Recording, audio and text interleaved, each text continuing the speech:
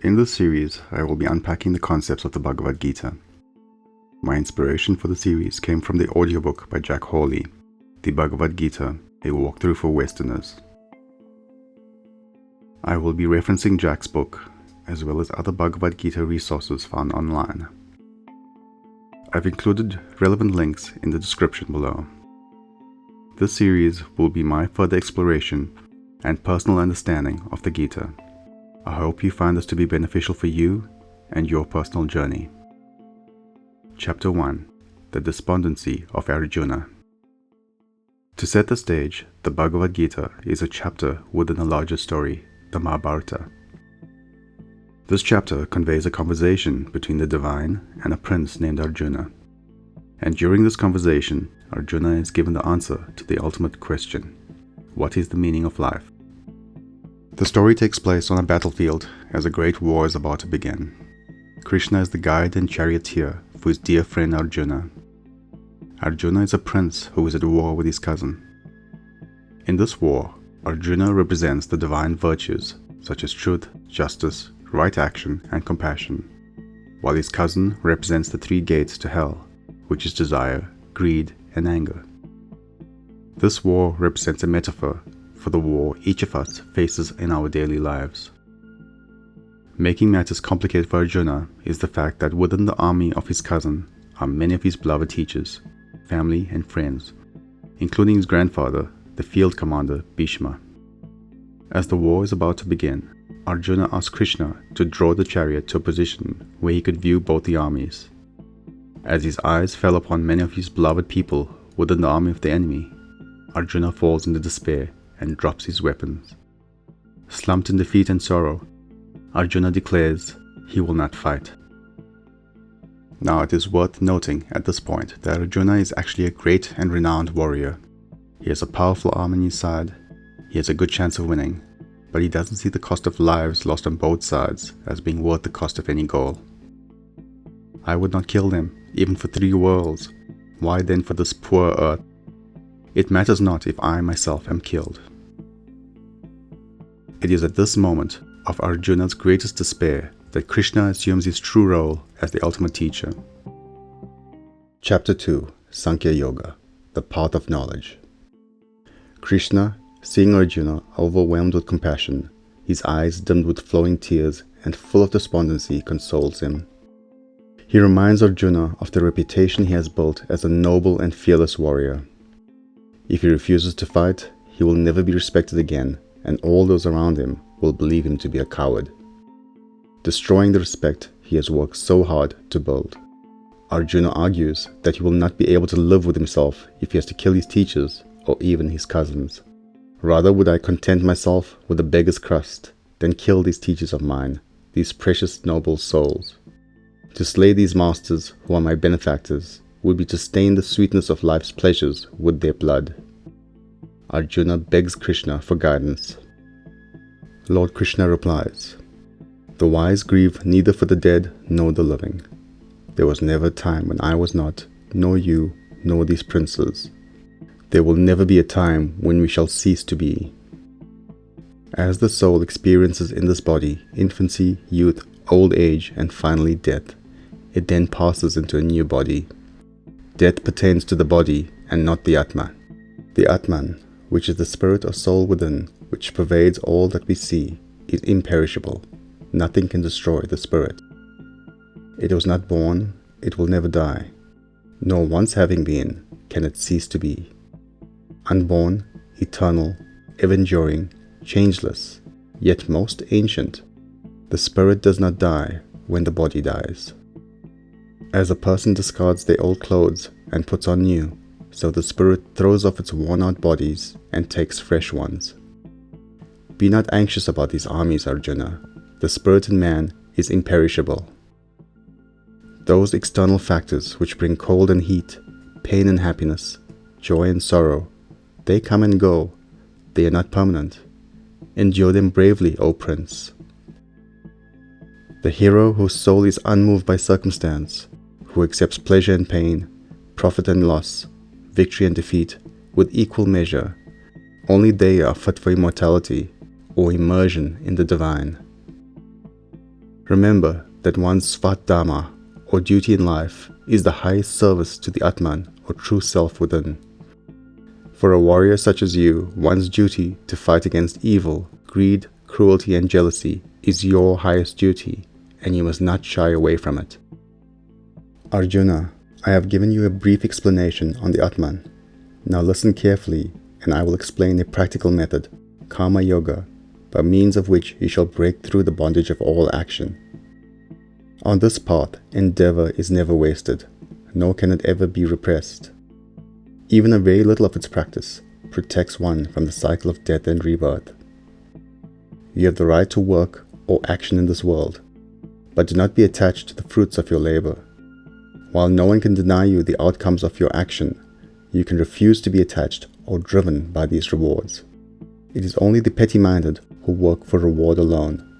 Physical action is far inferior to a mind concentrated on the divine. The sages, guided by pure intellect, renounce attachment to the fruits of action, and freed from the chains of rebirth, they reach the highest bliss.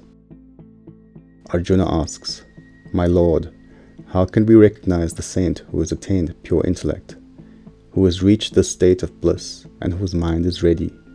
How do they talk? How do they live? And how do they act? Lord Krishna replied, When a person has given up the desires of the heart and is satisfied with the self alone, be sure that they have reached the highest state. The sage whose mind is unruffled in suffering, whose desire is not roused by enjoyment, who is without attachment, anger, or fear, take them to be one who stands at that lofty level. They who, wherever they go, is attached to no person and to no place, who accepts good and evil alike, neither welcoming the one nor repulsed by the other, take them to be one who is merged in the infinite. They who can withdraw their senses from the attraction of objects, as the tortoise draws their limbs within their shells, take it that such a one has attained perfection. Restraining them all, they meditate steadfastly on the divine, for they who conquer their senses achieve perfection. When a person dwells on the objects of the sense, they create an attraction for them. Attraction develops into desire, and desire breeds anger. Anger induces delusion. Through delusion, reason is shattered, and loss of reason leads to destruction. But the self-controlled soul who moves among sense objects, free from either attachment or repulsion, they win eternal peace. Having attained peace, they become free from misery. For when the mind gains peace, right action follows. Right action is not for those who cannot concentrate. Without concentration, there cannot be meditation. They who cannot meditate must not expect peace. And without peace, how can anyone expect happiness? Therefore, Arjuna, they who keep their senses detached from their objects, take it that their mind is purified. The saint is awake when the world sleeps, and they ignore that for which the world lives. This is the state of the self, the supreme spirit, to which if a person once attains, it shall never be taken from them. Even at the time of leaving the body, they will remain firmly enthroned there, and will become one with the eternal. Never forget that the true goal of life is nothing short of merging with the divine consciousness itself. Chapter 3. Karma Yoga, the path of action. Arjuna questioned, My Lord, you are adding to my confusion. If knowledge is above action, why do you advise me to engage in this terrible fight? Fighting is action. Please be clearer. Which is the best path for my spiritual welfare? Lord Krishna replied, In this world there are two paths. There is the path of knowledge for the contemplative person, and the path of action for the busy, action-orientated person. Remember, true knowledge is knowing the Atman, the true self within. When you clarify your intellect through either contemplation or selfless action, you get to realize the Atman. Both paths lead to realization of the self. No person can attain freedom or perfection by merely refusing to act. They cannot even for a moment remain really inactive, for the qualities of nature, such as eating, sleeping, and breathing, will compel them to act. They who remain motionless, refusing to act, but all the while brooding over sensuous objects, that deluded soul is simply a hypocrite. But Arjuna, they whose mind controls the senses, they are beginning to practice Karma-Yoga, the path of right action, keeping themselves always unattached. Do your duty, Arjuna, for duty-orientated action is superior to inaction. In this world, people are bound to the cycle of birth, death, and rebirth by their actions, unless their actions are performed as a sacrifice. When the person offers up both the action and the fruits of that action to divinity, then that action is non-binding. Therefore, Arjuna, let your acts be done without attachment, as a sacrifice only. Sacrifice in this case meaning helping, offering, actions in some way dedicated to the well-being of all humanity. Consider nature. All creatures are the product of food. Food is the product of rain. Rain comes from sacrifice by nature, and sacrifice is the noblest form of action. Arjuna, when you strike a balance in life between giving and getting, when you engage in selfless service, which is sacrifice, your desires are fulfilled, unasked by nature. Righteous people give more than they receive. Indebted ones get more than they give. The one who receives without giving is stealing. Even eat your food in the spirit of sacrifice. Then you are freed from the strong attachment of tastiness and enjoyment that so quickly binds one to physical gratification, which is a bottomless pit. Those who do not contribute in some way to the betterment of all mankind, but instead lead a sinful life, rejoicing in the gratification of their senses, they squander their life. On the other hand, the soul who meditates on the Atman within, who is content to serve the Atman, and rests satisfied within the Atman, there remains nothing more for them to accomplish. They have nothing to gain or lose but the success or failure of their actions. Their welfare does not depend on any contribution that any earthly creature can make. Each selfless act done by this person contributes to Brahman, the highest form of divinity. Therefore, do your duty, in your case as a warrior prince, perfectly, without care for the outcome, for they who do their duty attain the supreme. This world is a learning ground, a place to discipline, train, and to elevate all beings. Make this process as automatic as your breath or heartbeat. If we decline to learn, we cannot derive the benefit. There is nothing in this universe, Arjuna, that I am compelled to do, nor anything for me to attain, yet I am persistently active. For if I were to stop action, people would be glad to do likewise, and if I were to cease to act, the human race would be ruined. It would lead the world to cosmic chaos, and destruction would follow. As the ignorant act for their own selfish desires, so should the wise act without such attachment, fixing their eyes only on the welfare of the world, towards Dharma, right action. Do not confuse the ignorant who are hungry for selfish action. Let them continue to work, but show them by example that work can be made sacred when done in the right spirit, with the heart fixed on divinity, thus inspiring all to do the same. Action is the product of the qualities inherent in nature. It is only the ignorant person who, misled by personal egotism, says, "I am the doer." All action is performed by worldly nature, not the self or the Atman within. The Atman is beyond all action, beyond all karma. The wise one, aware of this, stands apart and watches this play of nature. They do not refrain from action, surrendering their actions to me, their thoughts concentrated on the Absolute. Free from selfish desires, they go forth and fight the battle of life. Arjuna asks, "My Lord, tell me what is it that drives a man to sin, even against his will, as if by compulsion?" Lord Krishna replies, "It is desire. Desire consumes and corrupts everything. It is man's greatest enemy.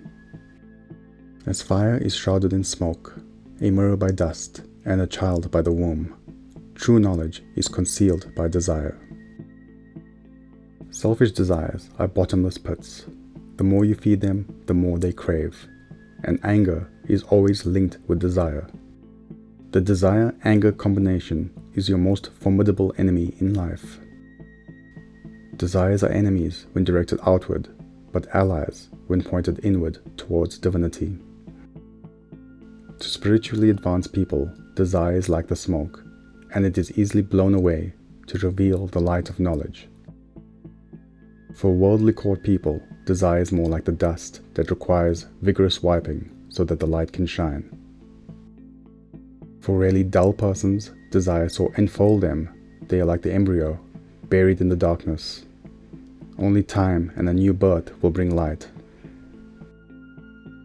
Greed is desire swollen to grotesque size. It is our likes and dislikes that give birth to one's nature. One might argue that if we are pawns of our own nature, why bother to restrain it? The idea is not to restrain your nature, but to progressively improve your nature.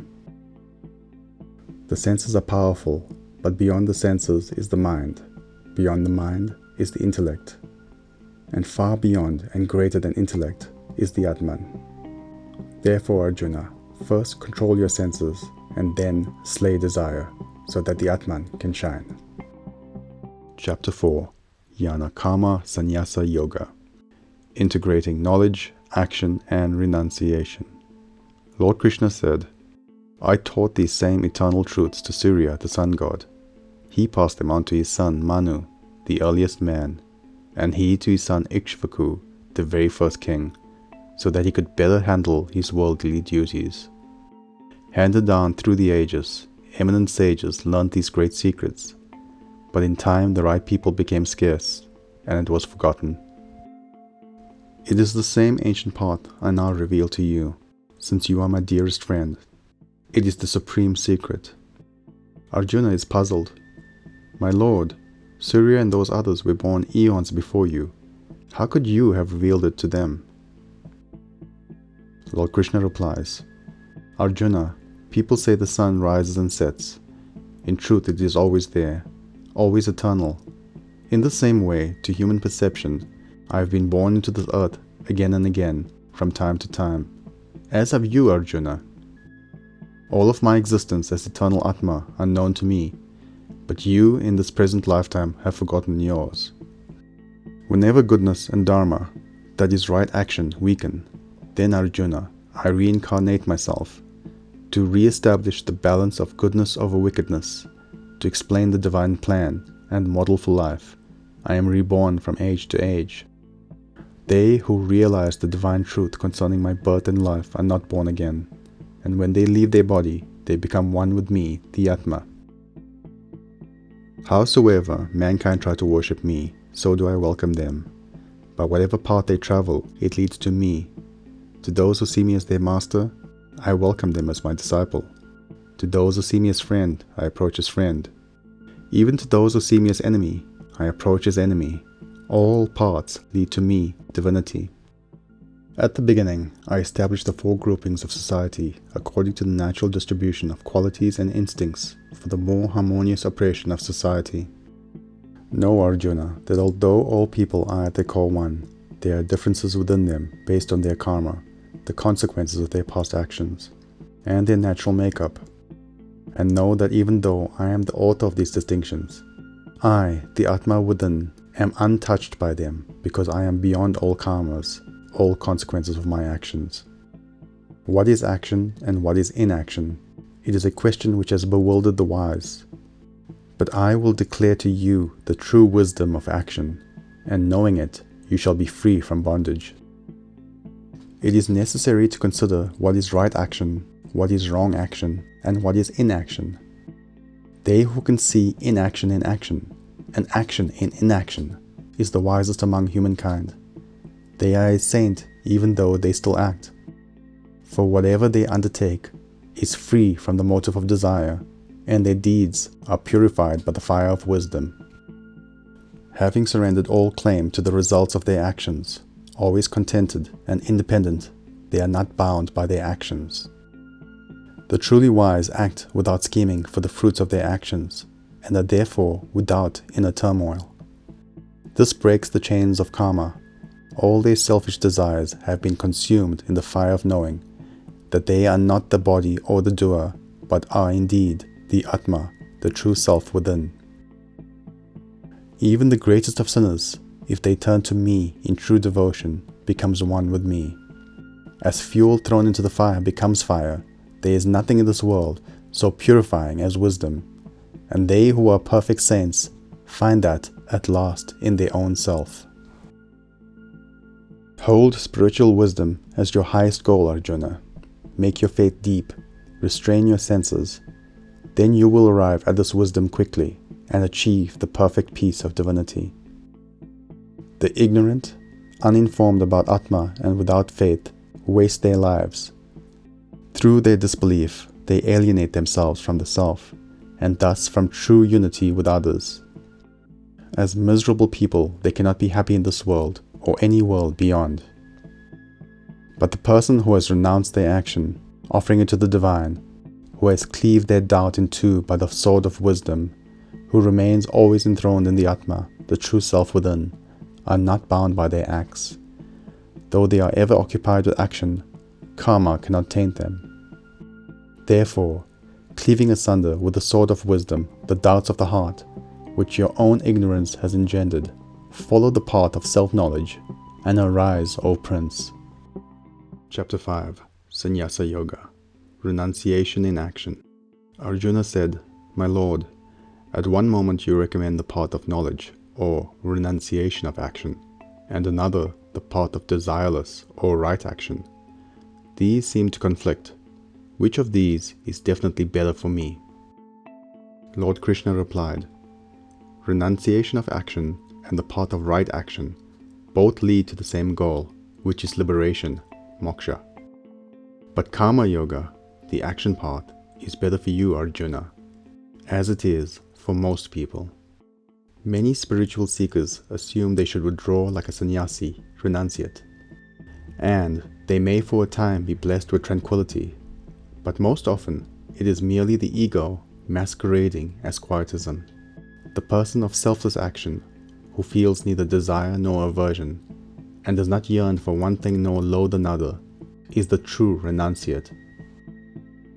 The uninformed think these two paths, renunciation, sannyasa yoga, and action, karma yoga, lead to different results, but that is not true. Take either path to the very end and they meet. At that place, the contemplative seeker of knowledge greets the person of action, and they are both equally free from the cycle of birth and death. The mind absorbed in the divine, even while engaging in earthly activities, gets purified. Purifying your mind means your sense of doership vanishes and God becomes the doer. It also means that you realize yourself as the Atma in all beings. They who work in devotion, who is a pure soul, and who controls their mind and senses, are dear to everyone, and everyone is dear to them. Though always working, such a person is never entangled. As the lotus floating on the surface of muddy water stays untouched by the water, when all actions are offered to the divine, and any yearning for the results are surrendered, you cannot be tainted. The steadily devoted soul attains eternal peace, because they offer the results of all actions to me. Whereas a person who is not in union with the divine, who is impelled by selfish desire, becomes entangled in agitations and anxieties of the mind. Sages look equally upon all, whether they be spiritually advanced or the least in the ranks, or even a cow or a dog. The real knower of Brahman, the highest Godhead, sees only divinity everywhere, in every being and in everything. They are neither elated by good fortune, nor depressed by what is painful. They neither rejoice nor grieve. They know that the sensation called pleasure appears and disappears like a flash of lightning, and they know that the cost of pleasure is inevitably misery and pain. Earthly pleasures, though they seem enjoyable, are fleeting and ultimately painful. Desire and anger are counterparts. Anger is your reaction to unfulfilled desire. Those who actually experience divinity have severed the chains of selfish desire.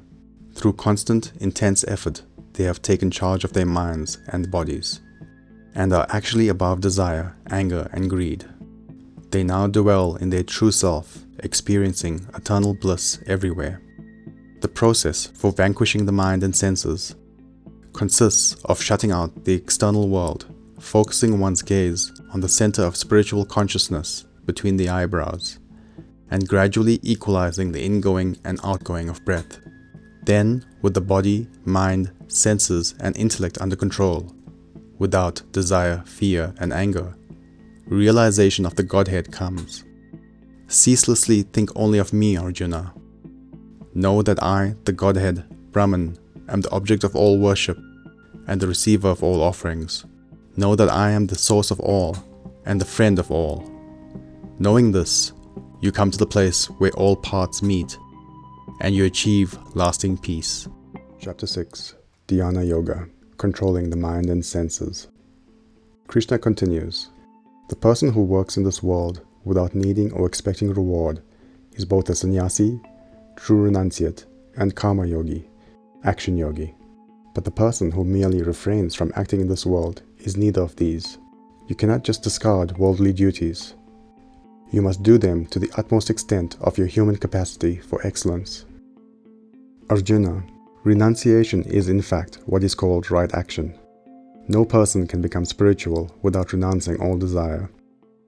Know that the self can be both friend and foe.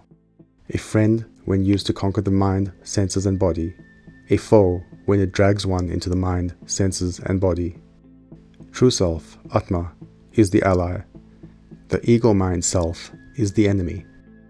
The person who is self-controlled and has attained peace is equally unmoved by heat or cold, pleasure or pain, honor or disgrace. They who desire nothing but wisdom and spiritual insight, who have conquered their senses, and who look upon with the same eye upon mud, stone, or gold, is the true yogi. To attain this godly state, Arjuna, you must become fully immersed in the true self through the process called meditation, Dhyana Yoga. Having chosen a holy place, sit in a firm posture on a seat, neither too high or too low. While meditating, sit up straight, keep your body still, and keep your eyes from wandering by gazing at the tip of your nose. Or, close the eyes and focus on the center of spiritual consciousness between your eyebrows. Remain in perfect calmness with your thoughts fixed on me, the Divine. Through long concentration, one's mind ceases its wandering. After some time, one develops a new sensory faculty known as a melanoti, an intuitive penetrating skill that makes knotty issues of life no longer problems. The yogi, with their mind constantly on the Divine, find deep serenity, the zenith of self-realization, and merges with me.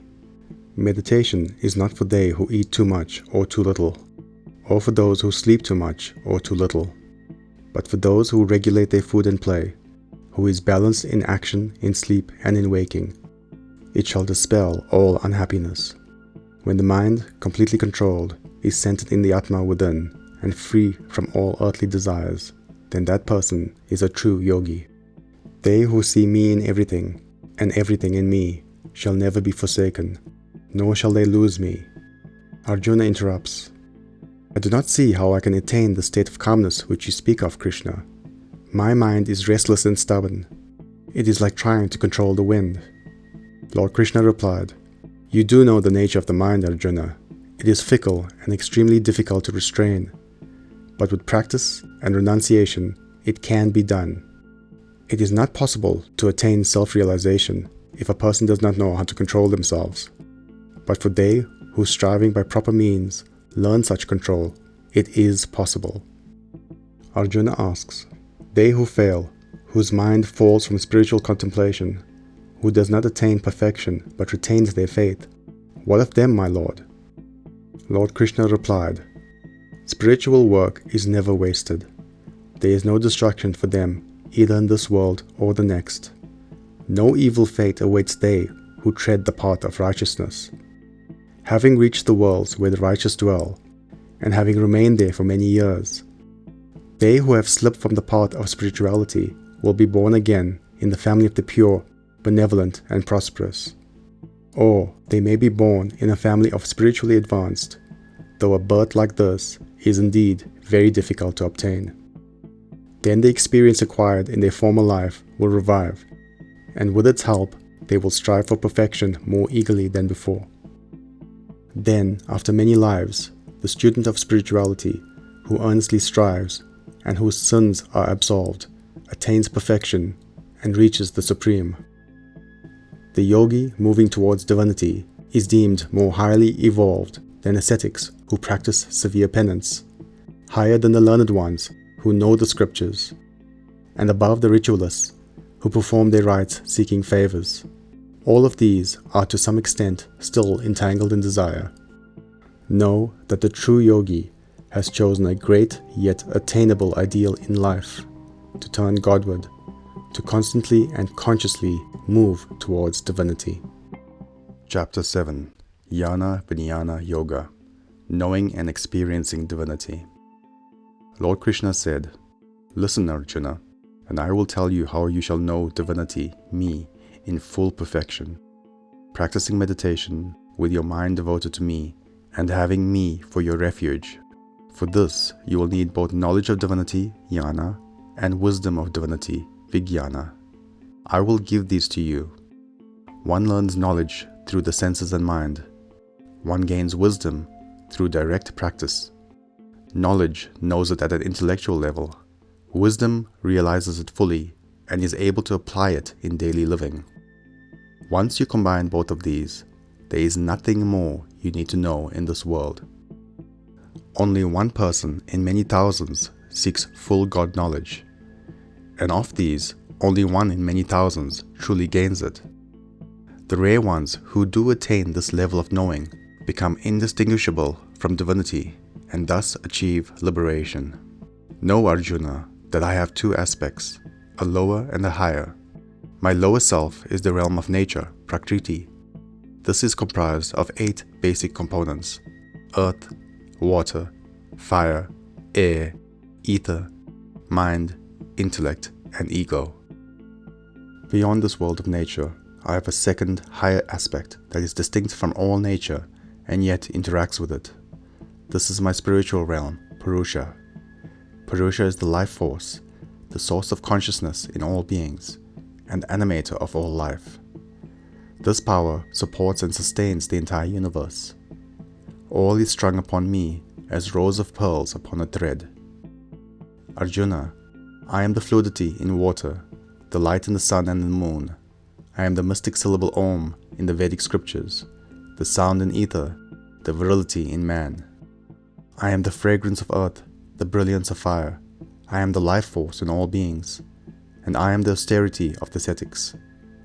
Know, Arjuna, that I am the eternal seed of being.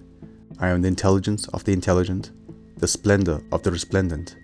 I am the strength of the strong, and I am the desire for righteousness. All of nature consists of 3 characteristics called gunas. The first is goodness, sattva. The second is passionate activity, rajas. The third is darkness, indolence, or inertia, tamas. All of these come from nature, which is my lower nature. The 3 basic qualities of nature, goodness, passion, and darkness, are like 3 primary colors, which combine in an infinite number of ways to form all the hues in the universe. It all seems real, but as it is constantly changing, it is not real. Due to this Maya mentality, the illusion that the world is real, people do not look beyond the veil of illusion to me, the unchanging consciousness. This curtain of illusion, or Maya, is hard to see through, Arjuna. Only those that love and depend completely on divinity are eventually able to do so. Those that are unable to see beyond the veil are not able to discriminate between real and not real. Ignorant of their own higher nature, they sink to their lower nature and do evil deeds, committing acts that turn them away from divinity.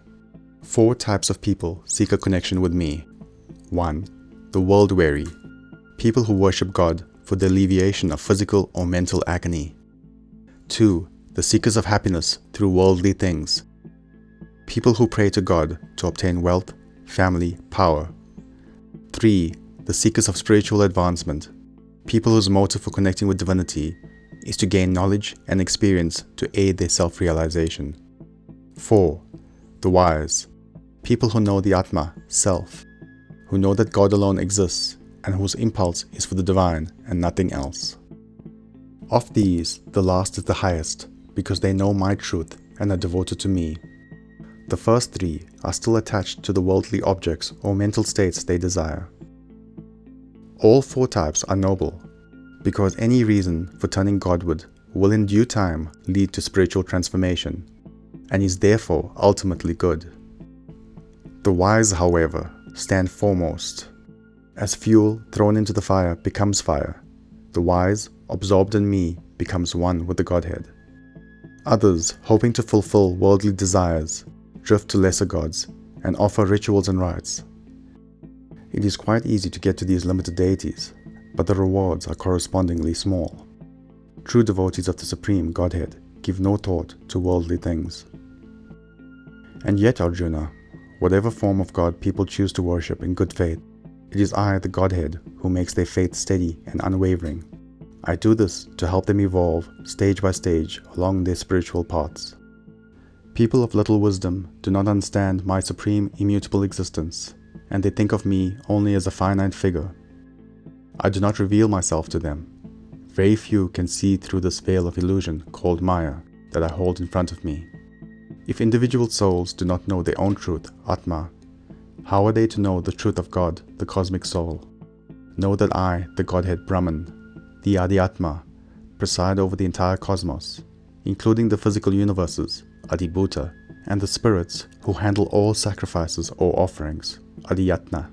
Those who make me their refuge, who strive for liberation from decay and death, they realize the Supreme Spirit, which is their own real self, Atma. And so they calmly accept death as a matter of course. Their God realization is at its zenith when they drop their bodies. At that instant, their whole consciousness becomes one with my cosmic consciousness, and they are liberated from rebirth.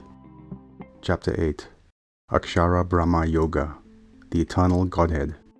Arjuna asked, My Lord, your words raise several questions in me. What is Brahman? What is Adiyatma? What is the essential nature of karma? What are the spirits or deities you refer to, Adibhuta, Adideva, Adiyagna? And how exactly are yogis united with the Godhead at the time of their death? Lord Krishna replied, You have asked 7 questions, Arjuna. Time is running fast and the war waits, so listen carefully. Brahman, the Godhead, is my absolute highest nature, vaster than whatever you call vast, omnipresent, immanent, everywhere, the imperishable, indestructible, undying, eternal, divine. Adiyatma, the term Atma, or Adiyatma in this case, is used to indicate the same vastness, the very earliest Supreme Godhead existing in all individual beings. It cannot be known without great effort. The prefix Adi, meaning the beginning or first. Karma, here meaning action, refers in this context to my original vibrations, the initial actions that brought all of creation into existence and keeps it going. All beings are part of this karma. Adibhuta pertains to the earliest divinity that exists in the physical universe, particularly in the elements and thoughts that comprise the individual. Adideva refers to the primordial divinity that dwells in the numerous lesser deities, who, as my agents, operate an individual's mind, body, and senses. Example, the eye is illumined by Surya, the sun god, the hand by Indra, and so forth.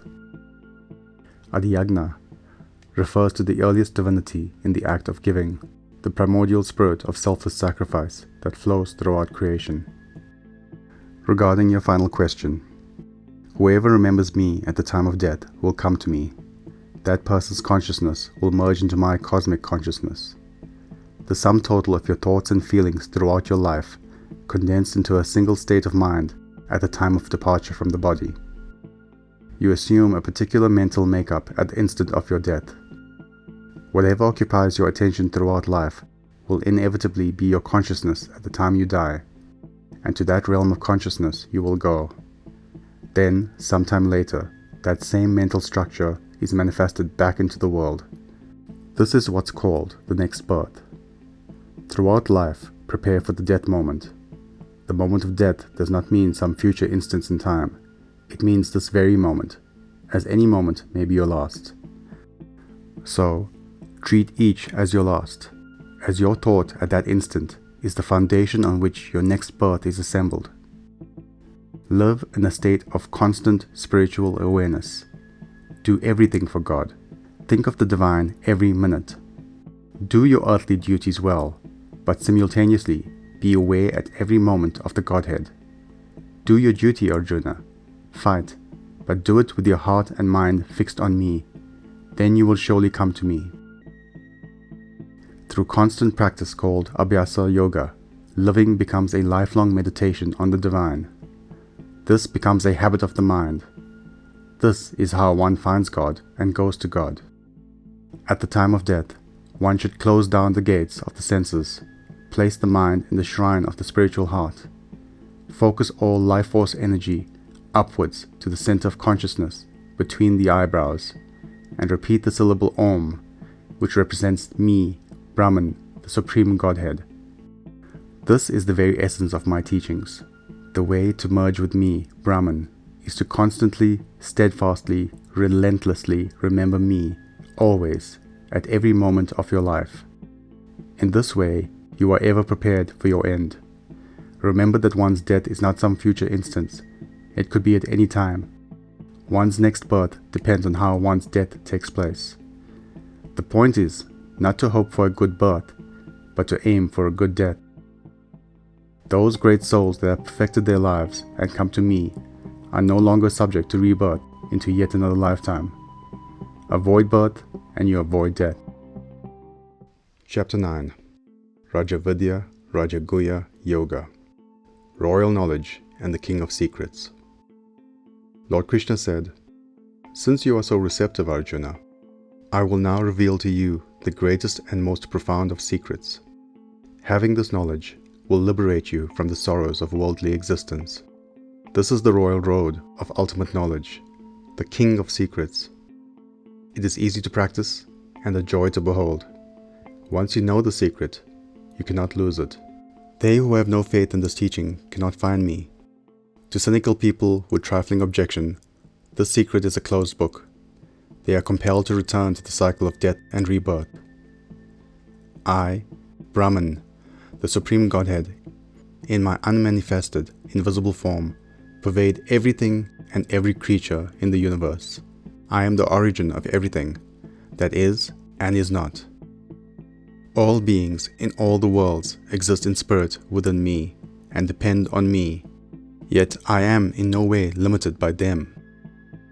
All beings, Arjuna, return at the close of every cosmic cycle into the realm of nature, Prakriti, which is a part of me, and at the beginning of the next cosmic cycle, I send them forth again. Again and again, I pour forth the whole multitude of beings, but these acts of mine do not bind me. I remain outside and unattached. Under my guidance, nature produces all things. The cynical disregard me, seeing me clad in human form, unaware that in my higher nature I am their very soul. Their ignorance makes their life fraught with pain and disaster. But the great souls, Arjuna, the Maha-Atmas, filled with my divine spirit, they worship me, they fix their minds on me and on me alone. For they know that I am the imperishable source of being, the divine Atma present in all beings. I am the rites and rituals of the scriptures. I am the food that is medicinal and healing. I am the mantra. I am the fuel offered to the fire. I am the fire itself. And I am the act of offering. I am the father of the universe and its mother. I am its nourisher and its grandfather. As water gets purified by filtering through earth, mankind gets purified by contact with me. I am the syllable Om, the very sound of divinity. I am the destination and the journey. I am life and death. I am the fountain and the seed. I am the heat of the sun. I release and hold back the rains. I am death and immortality. Those who follow ritual and refrain from bad deeds, who offer worship and pray for heaven, eventually reach those heavenly planes. But when the merits they have earned in life are spent, they return to this world for yet another birth, death, recycle. Caught by their own attachment to enjoyment, even the joy of heaven, they continue to come and go. Now listen carefully, Arjuna. This is the king of secrets, the crown jewel, the law of life at the spiritual level. If you think of me only, and constantly revere and worship me, with your mind and heart undistracted, I will personally carry the burden of your welfare. I will provide for your needs, and safeguard what has already been provided. I accept with joy whatever I am offered in true devotion. Fruit or water, leaf or flower, the gift is love, the dedication of your heart. Therefore, Arjuna, whatever you do in this world, whatever you eat, sacrifice, give up, or give away, even your suffering, offer it all to me, dedicate everything to me, Divinity. By offering all your actions to the divine, you surrender selfish attachment to their fruits, and this frees you from the karmic consequences of your actions, whether the consequences are pleasant or painful. With your mind unshakably on this path of renunciation, you will be united with me. I am equally present in all beings and show the same face to all creation. None are favored, none are hated, and none dear. But those who love me with brimming heart become absorbed in me, and as they dwell in me, I am revealed dwelling within them. Even the most sinful, if they turn to me with their whole heart, shall be considered righteous. Newfound dedication can quickly refashion one's nature. Know this for certain, no one devoted to me falls. Everyone who takes refuge in me, whatever their birth, gender, or position in society, will attain the supreme goal of merging into me. Give all your love to me. Adore me, the one divine. Make all your acts an offering. Surrender to me. Make divinity your fondest ideal and your highest goal. Set your heart and mind on me, as I here prescribe, and you will enter my very being. Chapter 10. Vibhuti Vistara Yoga, Divine Splendor. Lord Krishna said, Arjuna, they who know me as the unborn, without beginning, the Lord of the universe, stripped of delusion, become free of all misdeeds. I am in all living beings has the following qualities: intellect, patience, wisdom, peace of mind, self-restraint, control of ego, discrimination, equanimity, non-harm to others, austerity, self-discipline, and charitable giving. Knowing these divine virtues, you glimpse my divine powers. I am the source of all. From me, everything flows. Wise yogis worship me with unwavering devotion. To those who worship me with love, I give the power of discrimination, being able to tell the real from the not real, which leads them to me. By my grace, I live in their hearts, and I dispel the darkness of ignorance with the shining light of wisdom. Arjuna asked, O Krishna, tell me about your glorious manifestations by which you pervade the world. How shall I know you? Lord Krishna replied, absorption in the attributes of the divine is as good as absorption in divinity itself. Because all the splendors of nature are attributes of my majesty, I will only give you a glimpse of a few. From this partial knowledge, you may infer my infinitude. Arjuna, I am the innermost true self, the Atma, seated in the heart of all beings, and I am the beginning, middle, and end of all beings. Of all the creative powers, I am the creator. Of luminaries, the sun, the whirlwind among the wind, and of the lights of the night, I am the moon. Of the ancient scriptures, I am the foremost, the Sama-Veda. Of the sense organs, I am the mind that records all sensations. Of the numerous levels of life awareness that exist in all life forms, I am pure consciousness. Of the 11 deities of destruction, I am Shiva, destroyer of evil in the mind, who brings humanity's lasting welfare.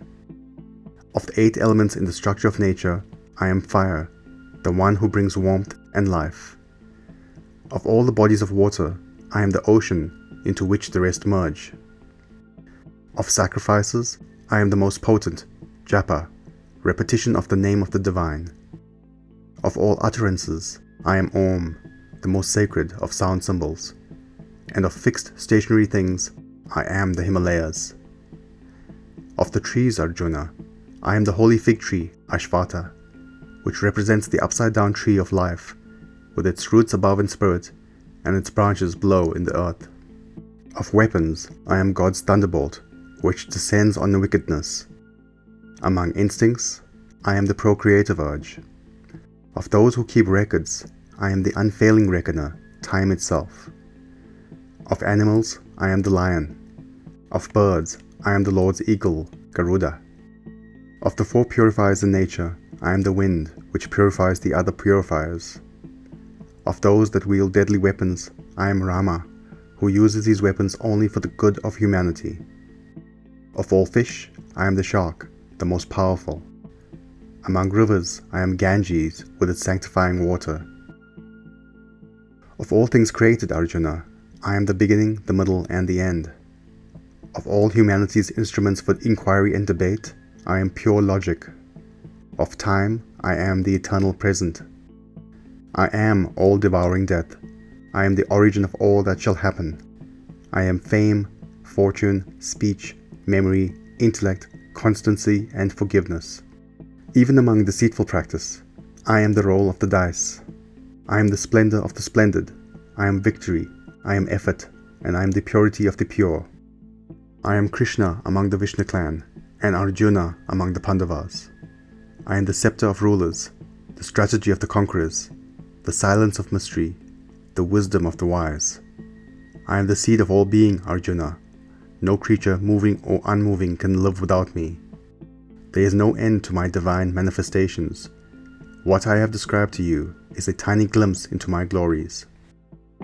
Know, Arjuna, that I exist, and that I hold the entire creation by a small fraction of my supreme glory. Chapter 11. Vishvarupa Darshana Yoga, the Cosmic Vision. Arjuna said, "My Lord, your words have dispelled the illusions which surrounded me. I now long to have a vision of your divine form, if it is possible, and if I am worthy." Lord Krishna replied, "You are worthy, Arjuna. I will have you see within me the many classes of celestial beings, and more marvels not previously revealed. You will view all of creation, and whatever else your inner thoughts may bring. But you cannot perceive any of this with mortal eyes. I now grant you divine vision to see beyond physical nature. Behold, Arjuna, my divine cosmic form." Having thus spoken, Lord Krishna showed to Arjuna the supreme form. There were countless eyes and mouths, and mystic forms innumerable, with shining ornaments and flaming celestial weapons. It is as if 1,000 suns were suddenly blazing in the sky, and even that is insufficient tribute to the splendor and brilliance of his aura. In that vision, Arjuna saw the universe, with its many shapes all embraced in one, its supreme Lord. Arjuna, dumb with awe, his hair on end, addressed the Lord. "O Almighty Krishna, I see in you the powers of nature, the various creatures of the world, the progenitor on his lotus throne, the sages and the shining angels. I see you as infinite in form, with faces, eyes, and limbs everywhere, no beginning, no middle, no end. O Lord of the universe, whose form is universal, I see you with the crown, the scepter, and the discus, a blaze of splendor, glowing like a blazing fire, brilliant as the sun. I can barely look upon you, even with these divine eyes you have granted me. You are the immortal guardian of the life eternal, the spirit everlasting, without beginning, without middle, and without end, infinite in power, flooding the whole universe with light. You alone fill all the quarters of the sky, earth, and heaven, and the regions between. O Almighty Lord, seeing your marvelous and awe-inspiring form, the spheres tremble with fear. The troops of celestial beings enter into you, some invoking you in fear with folded palms. The great seers sing hymns to your glory. The vital forces, the major stars, fire, earth, air, sky, sun, heaven, moon, and planets, the angels, the guardians of the universe, the divine healers, the winds, the fathers, the heavenly singers, sinners as well as saints are amazed. Seeing your form with its myriad faces, its innumerable eyes and limbs and terrible jaws, I myself am overwhelmed with awe. When I see you touching the heavens, glowing with color and open mouth and wide open fiery eyes, I am terrified, O Lord. My courage and peace of mind desert me.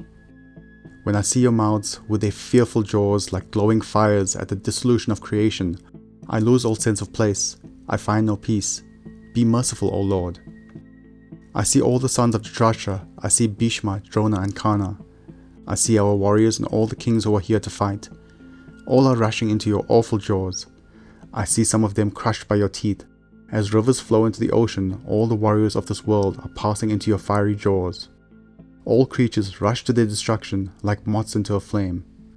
You lap the worlds into your burning mouths and swallow them. Filled with your terrible radiance, O Vishnu, the whole of creation bursts into flames. Tell me who you are, O Lord. I bow before you. Have mercy. I want to know who you are. You who existed before all creation. Your nature and workings confound me. Lord Krishna replied, Now I am become death, the destroyer of worlds. All these warriors gathered for battle shall not escape death. Gather your courage, subdue your foes, and enjoy the kingdom in prosperity. Be my instrument, Arjuna. Drona, Bhishma, Karna, and other brave warriors. I have already condemned them all. Destroy them. Fight and do not be afraid. Your foes shall be crushed. Arjuna said, My Lord, it is natural that the world revels and rejoices when it sings the praises of your glory. The demons fly in fear and the saints offer you their salutations. You are the primal God, the ancient, the supreme abode of this universe, the knower, the knowledge, and the final home. You fill everything. Your form is infinite. You are the wind, death, fire, water, moon, father and grandfather of the universe. I give honor and glory to you 1,000 and 1,000 times. Your power is infinite, your majesty immeasurable. You uphold all things, O Lord. I am both overjoyed and overwhelmed with fear. Please take again the form I know. Be merciful, O Lord. I long to see you as you were before. Lord Krishna replied, My beloved friend, it is only through my grace and power that you have been able to see this vision of splendor, the universal, the infinite, the original. Never has it been seen by any but you. Not by study of the scriptures, not by sacrifice or gift, not by ritual or rigorous austerity is it possible for man on earth to see what you have seen. Be not afraid or bewildered by the terrible vision. Put away your fear and, with joyful mind, see me once again in my usual form. Arjuna said, Seeing you in your human form, my lord, I am myself again, calm once more. Lord Krishna replied, It is hard to see this vision of me that you have seen. Even the most powerful are longed for it in vain. Only by tireless devotion can I be seen and known. Only thus can a person become one with me, Arjuna. They whose every action is done for my sake, to whom I am the final goal, who loves me only and hates no one, only they can realize me. Chapter 12 Bhakti Yoga, the Path of Love. Arjuna asked, My Lord, there are those who worship you as Saguna Brahman, God with a form, and those who worship you as Niguna Brahman, God without a form. Which of these is more pleasing to you? Lord Krishna replied, Either path is pleasing to me, Arjuna, but know that Niguna literally means not of nature. Those that worship me as Niguna Brahman face a steeper climb, as it is difficult for those who possess a human form to realize me as without one. Know, Arjuna, that I quickly come to those who offer me all their actions, who set their mind on me with unswerving devotion, and take me as their one and only goal in life. I rescue them from the ocean of life and death. As a first path to liberation, fix your mind on me. Let your mind cling only to me. Let your intellect abide in me, and without doubt you shall live hereafter in me alone. Although this may seem difficult, know that the seemingly impossible becomes possible through constant practice, Abhyasa Yoga. But if you cannot fix your mind firmly on me, Then follow the second path. Transform all your worldly actions into worship. Do them for my sake. Turn your force of habit to your own advantage. Make it a habit of devoting all your actions to divinity, and you shall still attain the goal. And if you are unable to do even this, then follow this third path to seek refuge in me. Give up the desire for the fruits of your action. Why? Because peace immediately follows the giving up of selfish desires. Know that knowledge is superior to blind rituals. Meditation is superior to mere knowledge, and renunciation of the fruits of action is superior to meditation. Arjuna, I shall now enumerate the qualities of the devotee that is most dear to me. I love those who are incapable of hatred towards any being, who is kind and compassionate, free from selfishness, without pride, unperturbed by pain, and not elated by pleasure, forgiving, always contented, self-controlled, resolute, with mind and reason dedicated to me. Such a devotee is my beloved. They who are neither a source of agitation in the world or agitated by the world, who is not carried away by impulse of joy, anger, or fear. Such a one is my beloved. They who expect nothing, who is pure, watchful, indifferent, unruffled, and who renounces all fruits of labor. Such a one is my beloved. They who are beyond joy and hate, who neither lament nor desire, those who accept the knocks of life as blessings in disguise. Such a one is my beloved. They who treat friend and foe alike, equal-minded in honor and dishonor, heat and cold, pleasure and pain, who is wanting of nothing, who is indifferent to praise and blame, who enjoys silence, unaffected by the good or bad things that happen around them, who is steadfast in mind and filled with devotion. Such a one is my beloved. Those who practice the spiritual wisdom as I have taught, steadfast in their faith, and who concentrate their whole being on me, will go beyond life and death to immortality. Chapter 13. Ksetrajna Yoga, the field and the knower of the field. Arjuna asked, My Lord, if divinity is everything in the world, then what is the difference between the world and divinity? How does one distinguish between the body and the soul? What is the difference between physical matter and the world of spirit? And is there any value in knowing all of this?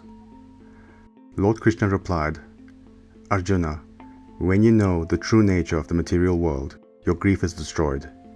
And when you understand the true nature of spirit, bliss is acquired. The term field refers to one's physical body and everything else in the material world. The knower of the field refers to the intelligence that resides in, but is not really a part of the body and all matter. It is also referred to as soul or Atma. Arjuna, I am the knower of the field. I am that indweller in every body and everything. The ability to discriminate between the field and its knower is the utmost highest knowledge. Arjuna, I will now explain what the field, the world of nature called Prakriti, consists of, where it came from, and why and how it operates. All of Prakriti comes from the Supreme Consciousness, Divinity. Prakriti, the field, is made up of 25 components. First, the unmanifested, Mahat, the first glimmer of an ego force in the cosmos. From this comes the higher mind, intellect, Buddhi, the ability to distinguish between the real and not real. Next comes the ego, the awareness of oneself as an apparently separate identity. From the ego is produced the lower mind, Manas, which processes the senses of the body. Next, the 5 cognitive senses, hearing, touching, seeing, tasting, smelling. And the 5 active instruments, speaking, holding, moving, procreating, eliminating. Then, the 5 objects of the senses, sound, tactility, appearance, taste, smell. Lastly produced, the 5 basic elements, earth, water, fire, air, and space. And most importantly, Atma, the life force of all elements. This makes up the total 25. Arjuna, I will now explain the qualities of the knower of the field. This knowledge is beyond intellectual knowing. It comes not through intellect, but through possessing these distinctive virtues and outlooks that, taken together, give rise to such knowing. The knower of the field is humble. Be like this knower. Know in your heart that all excellence emanates only from the divine. Be gentle, be forgiving of any hurt received. Be upright and harmonized in thought, word, and deed. Be steadfast in your spiritual development. Be pure of mind. Purity is indispensable to your spiritual growth. Be ever in control of your body, mind, and senses. Be detached from egoism, selfishness, and attractions of the world. Do not see yourself as this body-mind complex. Know instead that you are Atma, the eternal reality. Meet the good and bad of life with an even mind. To no one or no thing be a slave, Arjuna. Be tied neither to possessions nor to family. Love and fulfill your responsibilities to spouse, children, home, and kin, but do not become so identified with them that you forget Atma, your true self within. The way to do all of this is through loving me with your heart undistracted. Be ever intent on divinity. Center all your thoughts on me. Prefer for now the company of like-minded persons, and then, as you advance, sever even from them, but not as a hermit, as a detached yogi.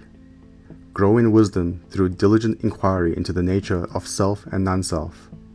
Only divinity is truth, Arjuna, and Atma is truly divinity. This is true knowledge. To seek anything else is to seek ignorance. The goal of spiritual wisdom is to realize, that is, to know in your heart the Supreme Godhead, that which is both being and non-being, both manifested and unmanifested. To the ignorant, the Godhead is distant.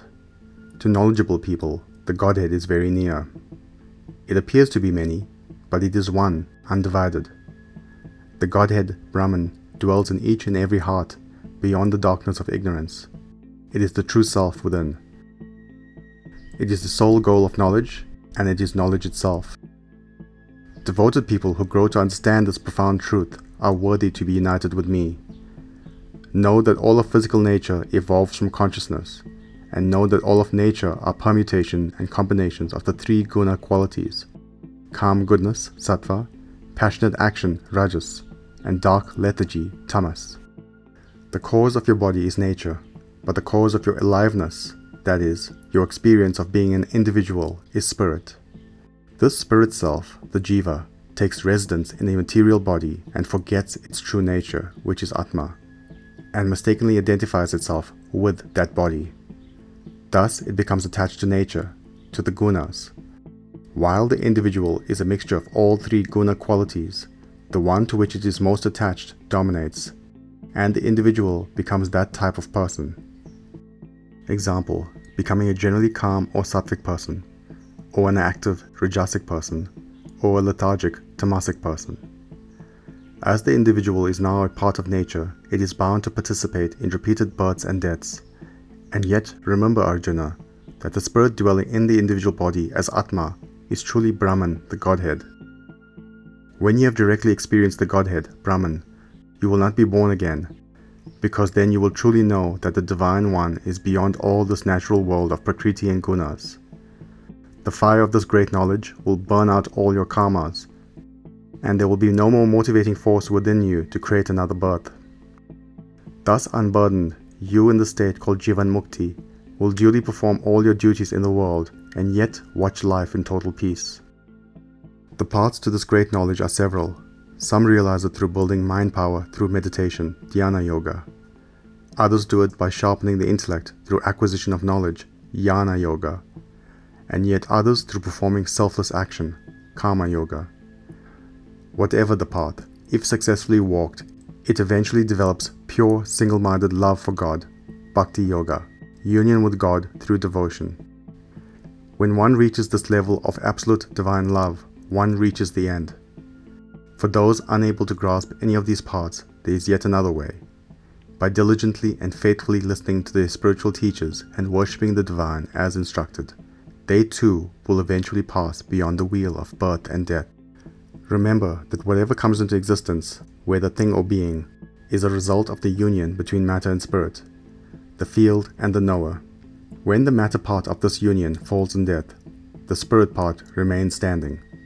Ordinary people do not see the spirit within, and therefore think that it is their own self that dies. Only when you see the undying within the dying do you really see the truth. Indeed, true seers, perceiving divinity in everyone, do no harm to anyone. The ones that don't perceive this unity separate themselves from others, seeing some as friends and others as foes. These are the ones that do the harm. It is this delusion of separateness that causes all evils perpetrated by humanity. How can one who really knows Atma injure the same Atma in another? You must ultimately realize this tremendous lesson. All creatures, although appearing separate, are truly only one. All beings emanate from the Godhead and are united in the Godhead. The one who truly learns this becomes the Godhead, and thereby that one attains liberation. The true self, Atma, has no beginning or end. It is never tainted, even though it dwells in every creature. Just as the single sun illuminates the whole world, the sole knower of the field lights up the entire field. Finally, Arjuna, know that the goal is not to get entangled in the world, but to use the world to reach divinity. Use your eye of wisdom, your intuitive faculty, to distinguish between the field and the knower. Then you can actually cut yourself free from the field, from bondage to the worldly, and reach me, the supreme goal. Chapter 14. Gunātraya-Vibhaga Yoga, going beyond the three forces of nature. Lord Krishna continued, Arjuna, I will now reveal to you the very nature of nature, Prakriti. By knowing the secret, the great sages reached supreme perfection and were freed from the cycle of death and rebirth. Everything that is born is a result of a union between spirit, Purusha, and nature, Prakriti, and is the combination of three strands of nature called the gunas: Sattva, calm goodness; Rajas, passionate activity; and Tamas, dark ignorance. All people have all three of these forces within them in different proportions, and will exhibit the nature of their predominating guna. The sattvic person will be calm and harmonized. Rajasic people are full of restless energy. Tamasic persons will be lethargic, unmotivated, and unwilling to act. Gunas are forces that weave together to form a strong rope that binds the Atma, soul, to one's worldly body, and thus binds it to the cycle of death and rebirth. The objective of life is to reshape one's life upward in search of a higher ideal, changing from indolence, tamas, to passionate activity, rajas, and then channeling that into calmness, sattva. Of these, sattva, being pure, provides an unobstructed view of Atma. But even here, a problem can arise when one finds pleasure in sacred knowledge and begins yearning for it. Any pleasure, even good pleasure, creates attachment and subsequently creates desire. All attachments, even golden ropes, binds the individual, the jiva, to the pain and the sadness of the material world. Desire-filled action is the very nature of rajas, the second guna. Desire goads one into action and creates a sense of doership in the mind. It creates a thirst for acquiring and clinging to worldly things, to people and sensations that attract the senses. Rajas breeds attachment to action and its fruit. This attachment, turned on itself, brings greed, and greed's close relative, anger. Tamas, the third guna, which literally means darkness, instills nothing but indolence and stupor. This guna bewilders people, stealing their capacity for work, their rajasic energy, as well as taking their composure, their sattvic calmness. Sattva ties the pure person to joy, Rajas binds the active doer to incessant activity, and Tamas fastens indolent people to delusion and sloth. Over the course of a day, all three gunas ebb and flow within each person. Sattva rises to the fore by overpowering Rajas and Tamas. Rajas rules when Sattva and Tamas are weak. Tamas prevails when the other two qualities lie dormant and yield to lethargy. One should always be aware of when each guna dominates. When Sattva rises, it is as though the light of the true self shines. Your seeing, thinking, and action is more precise. When Rajas takes over, it is as though impatience, greed, and longing have sprung to the forefront, as if your own restlessness is compelling you to action, and you know that tamas has taken charge when your mind feels lazy, bewildered, and uncaring. The particular state of mind uppermost at the time of your death is the deciding factor of your next birth. Those who die in a sattvic state go to the pure heavens, the dwelling place of those who know the divine. If you die in a rajasic state, full of unfulfilled desires, excitement, fears, and sorrows, you are reborn into the wombs of people similarly driven. If you die in a tamasic mentality, you depart in an unconscious state, only to be reborn into a situation of equal dullness and ignorance, or even a subhuman or animal.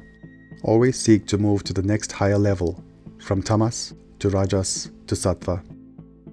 The anger and pain of the driven rajasic person may be heaven sent, because nothing motivates a person to mend their ways as much as the misery that always accompanies desire-driven action. Suffering is the training ground where one shapes good character and right conduct, dharma. It is dharma, living a truth-based life, that lifts one to the serenity of sattva. Those that live in sattva rise upward, whether in this world or the next. Those stuck in rajas stay in the middle, ever caught up in earthly activity.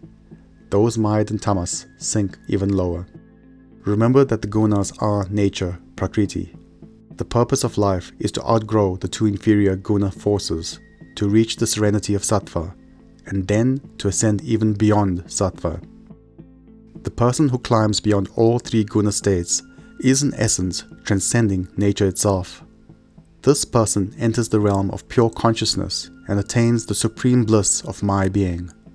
This enlightened one feels no attraction or aversion to any of the gunas, no desire even for the calm goodness of sattva or the excitement of rajas, and no repulsion towards the lethargy of tamas. They have nothing to gain by adhering to any of these earthly behaviors. They have nothing to lose by turning from them. As they do not tie their moods to worldly guna-created circumstances, they cease being uplifted or depressed by their own likes or dislikes. Thus balanced in the face of pleasure and pain, these wise yogis are no longer party to the machinations of the three forces within nature and their body. They dwell always within self, Atma. Duality such as pleasure and pain, praise and blame no longer have any meaning to them, as they are established in the attitude of holy indifference. To them, lumps of clay, stone or gold are all the same. They have progressed beyond time, space and circumstances to the place where the mind is tranquil and the ego disappears. The way to transverse the worldly forces, the gunas, is through steadfast practice of the three parts, the three yogas I have prescribed. 1. Be thoroughly devoted to the divine, Bhakti Yoga. 2. Faithfully serve divinity, Karma Yoga. And 3. Be constantly aware of the same divinity in all others and in everything you do, Jnana Yoga. Finally, Arjuna, be always aware that I, the Divine One, am the foundation of both the manifested and unmanifested Godhead. I am the imperishable, immutable Brahman above all, who dwells within all as Atma. I am eternal truth and everlasting bliss. Chapter 15. Purushottama Yoga, Devotion to the Supreme Self. Lord Krishna continued, Prakriti, the world of nature, can be compared to the mythical Ashvata tree, the giant upside-down tree with its roots high in God and its branches stuck in the mud of the earth. The branches stuck below are the earthly attachments that bind the individual soul, the jiva, to earthly existence. To understand the nature of this tree is to know the inverted way that humans see life. Know that the branches stuck in the mud must be cut with the axe of non-attachment. When you sever these attachments, an attitude of sacred dispassion comes, which is the prerequisite for spiritual wisdom. Then, spiritual intuition supplants your usual world seeing, and your whole vision of the universe undergoes a dramatic change. But cutting the root bonds is not enough. After the axe has done its work, you must seek the supreme goal of life, liberation from the cycle of rebirth. Non-deluded people who cleave off their ignorance, their unawareness of Atma, reach the supreme goal. When they are free of pride and they have slashed their attachments, when they have dropped their craving for pleasure and their aversion to pain, then these clear-seeking ones enter the light of the supreme goal. Once this enlightened soul has reached the supreme goal, they are forever with me, and never restored to a separate existence. Arjuna, I will now explain more about the individual soul called the Jiva. The Atma, which is a part of divinity, enters into a body in the womb before birth. Thus it enters the world of matter. It draws around itself the five senses, with the mind as the sixth. The mind and senses are Prakriti, a part of nature. Like a breeze carrying the scent of perfume, the Atma, when it migrates from one body to the next, carries with it the mind and the senses. That means it brings along the intellect, the ego, the sense of being a separate identity, and the lower mind, transferring thoughts and tendencies from previous lifetimes.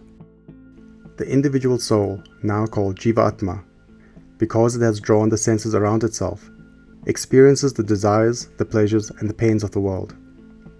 People who are unaware of the true self within, Atma, do not recognize this Jiva in them that is using the senses.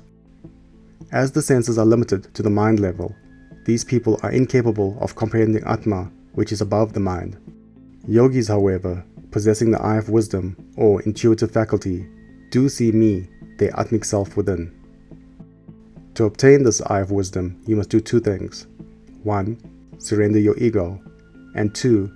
Purify your mind. Only by accomplishing both of these will you behold me. Those with only half-hearted surrender, or only partially purified minds, are not granted the capacity to see their Atmic self. I enter the bodies of living beings as the warmth of life. From me comes knowledge, understanding, and memory. It is I whom all the different scriptures of the world refer to, and it is I that authored them. As I transcend both the perishable and the imperishable, I am known in this aspect of myself as the supreme, absolute, highest self, called the Purushottama.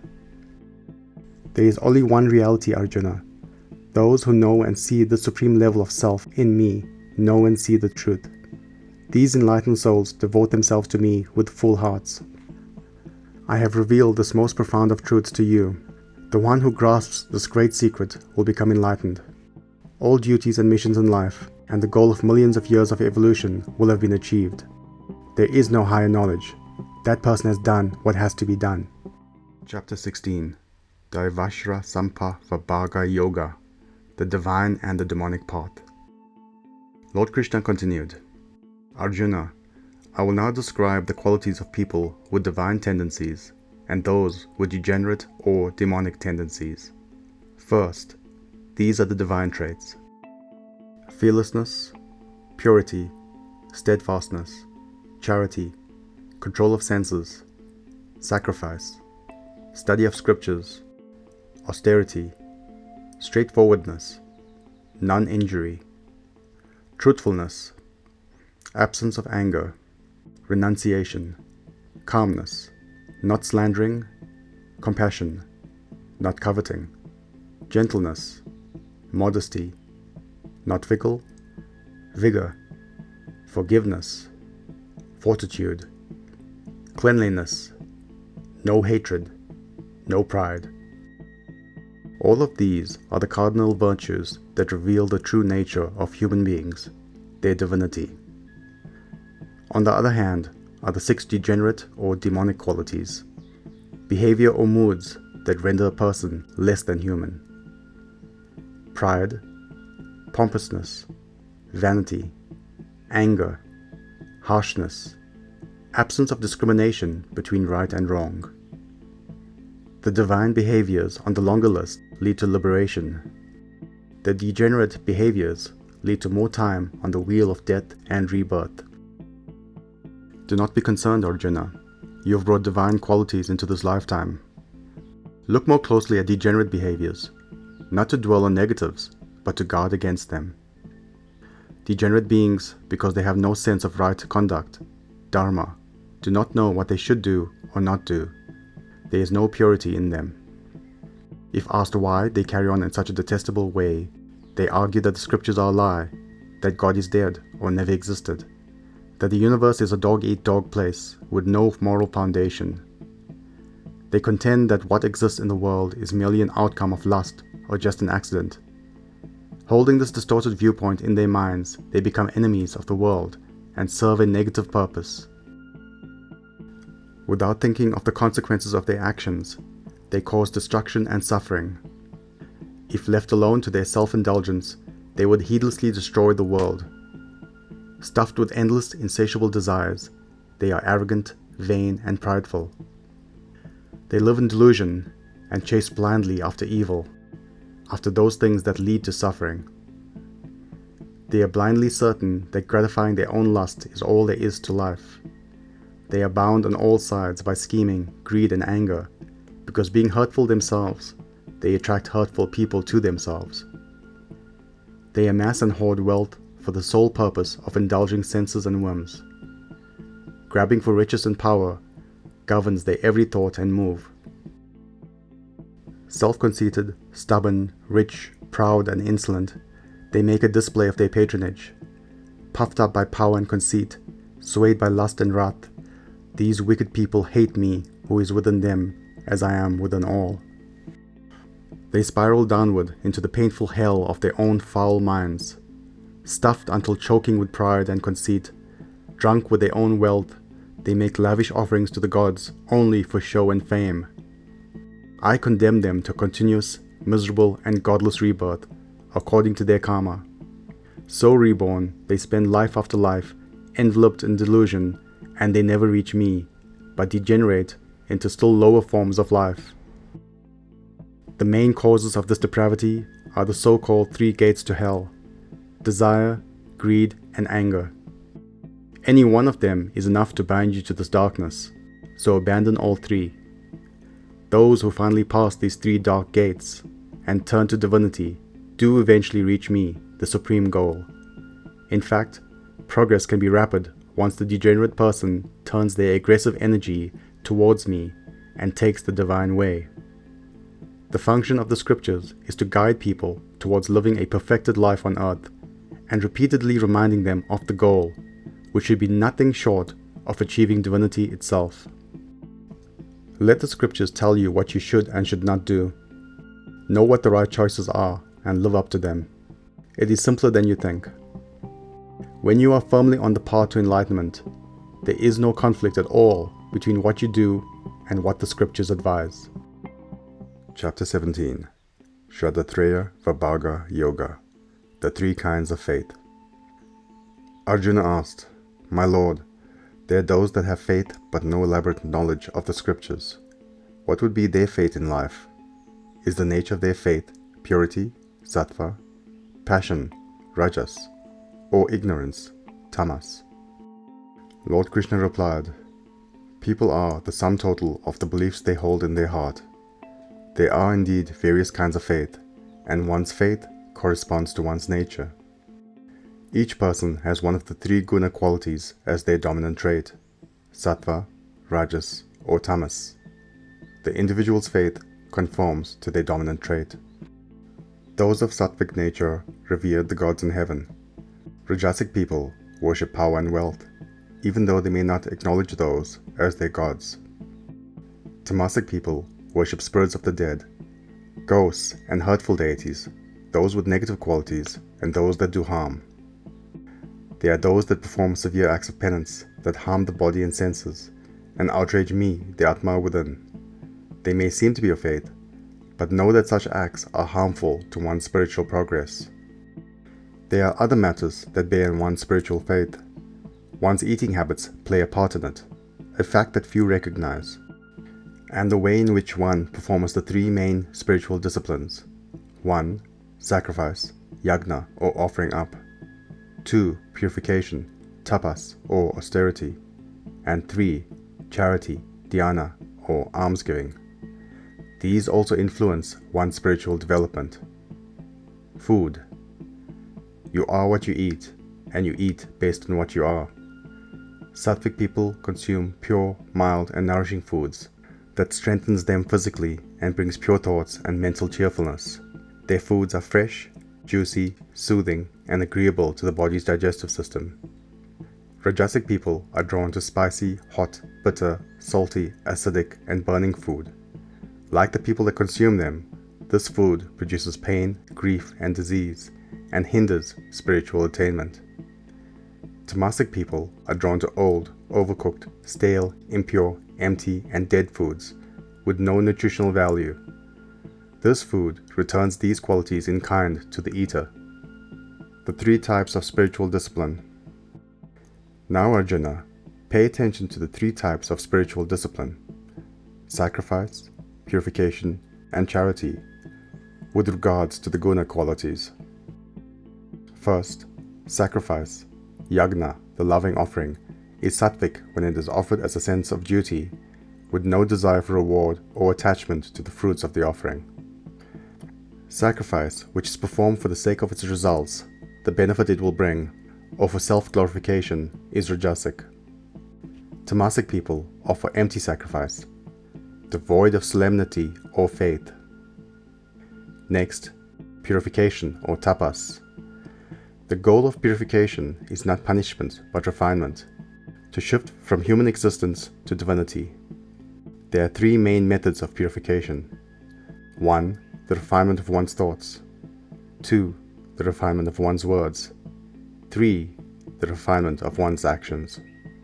When you modify these three, you automatically change for the better. Purifying one's actions or deeds consists of veneration of God and the spiritual master, respect for the preacher and the sages, purity, righteousness, self-restraint, and gentleness. All of this is physical austerity or refinement of action. Purifying one's words consists of speech that harms no one, that is of truth, words that are presented in a way that is pleasant to listen to, speech that is beneficial to one's spiritual growth, and words of devotional chanting. Do not hurt others through harsh words, Arjuna. Words can be more painful than physical violence, and the hurt lasts longer. Lastly, the purification of thought, mind austerity. This is more important than the other two refinements, words and deeds, because good words and deeds are spontaneous in the mind that is saturated with good thoughts. Serenity, kindness, silence, self-control, and purity. This is austerity of mind. This may seem impossible to achieve for most, but know that the seemingly impossible does become possible through constant, intense, direct practice. When you perform these three acts of purification with faith and with no expectation of reward, then your actions are sattvic. Acts of purification, coupled with hypocrisy, or performed for the sake of self-glorification, popularity, or vanity, is rajasic. Any act of purification to expect a reward in this world or the next makes the act rajasic, and this extinguishes its value for spiritual attainment. When you perform these acts of purification without understanding the reason for doing them, under delusion, and accompanied with torture to oneself or another, these acts are tamasic. Now, Arjuna, consider the three types of charity or almsgiving. Charity offered out of a positive sense of duty, with no obligation and no expectation of reward, given at the right time and place to a deserving person, who can make no return, that giving is sattvic. Charity that is given with strings attached, with desire for receiving a return either here or the hereafter, or grudgingly, is rajasic. And finally, charity that is given to people of questionable character, people that squander their money, or do not help others, or gifts that are presented disrespectfully or accompanied by an insult, these charities are tamasic. Although all of these spiritual disciplines, sacrifice, purification, and charity, are the most elevating practices in the world, know that they all have a tinge of worldly impurity in them. Even the best sattvic practices of them do. To cleanse this practice, invoke the declaration Om Tat Sat as you undertake them. Each syllable, Om Tat Sat, represents the supreme consciousness from which everything comes. This ancient three-word phrase essentially means God alone is the reality. Finally, Arjuna, know that faith comes first. These spiritual activities must be done with Shraddha, faith so firm that it contains determination, zeal, and momentum for spiritual growth. Chapter 18. Moksha-Sanyasa Yoga. Liberation through knowing, acting, and loving. Arjuna asked, Dear Krishna, What is the difference between sannyasa and tyaga? Lord Krishna replied, the relinquishment of actions prompted by desire, the sages understand as sannyasa. The relinquishment of the fruits of all action, the wise declare to be tyaga. Both terms, sannyasa and tyaga, mean renunciation. Renunciation is not a negative process, but rather the positive act of giving up. There are examples of this in nature: the sun giving up its heat and light, the clouds giving up its life-giving rain, and grandest of all, the individual soul abandoning worldly entanglements to join me, the divine. While some sages say that all action should be given up, since they all have a tinge of the impure in them, know that acts of sacrifice, purification, and charity should never be given up, for they purify the aspiring soul. Purification is essential for moving Godward, which is the ultimate goal of life. Those who through ignorance do not perform these three highest actions are tamasic. To avoid these sacred duties out of fear or aversion to physical discomfort is rajasic. No spiritual benefit will accrue to that person.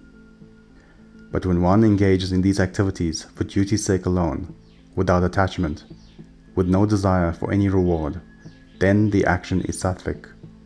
Calmness and purity are born of this attitude. Sattvic people, not plagued by doubt, and aware of the true self, Atma within, do not shrink from action because it brings pain, nor do they desire it because it brings pleasure. It is impossible for a human being to be a full renunciate, to give up all action, but the person who detaches from the fruits of action can be regarded as a true renunciate. True renunciation is giving up all desire for personal reward. Those still attached who do things for selfish purposes will reap their rewards in due season, either here or hereafter. Their accrued karma can be bad, good, or mixed, depending on their action. Being hurled into darkness to be reborn as a beast is an example of a reward for evil action. Being born as a celestial being in heaven is an example of a reward for good action. Being born as a human is a mixed reward. But those who have renounced desire and attachment reap no consequences whatsoever of their actions in this world or the next. Now, Arjuna, I will explain the 5 factors that contribute to every action. 1. The body. There can be no action without it. 2. The doer of the action.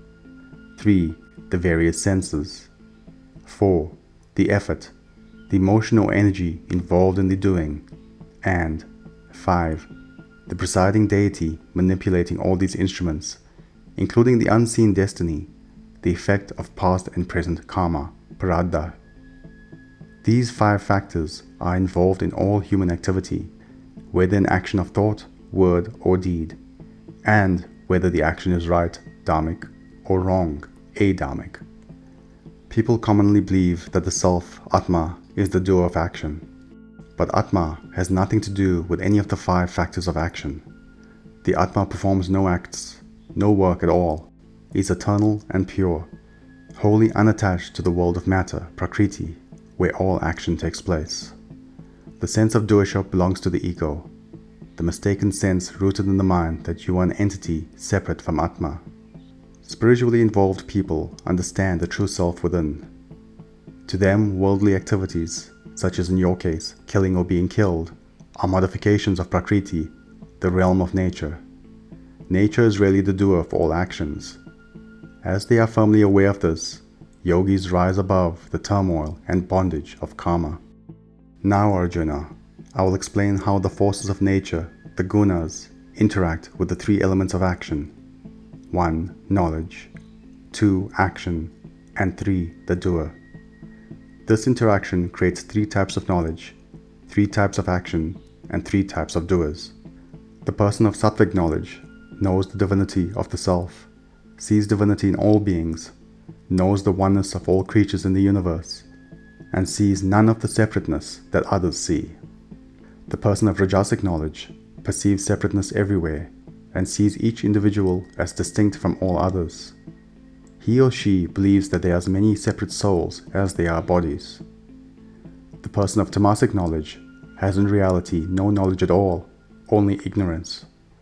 This person believes the loss of the body means the loss of everything.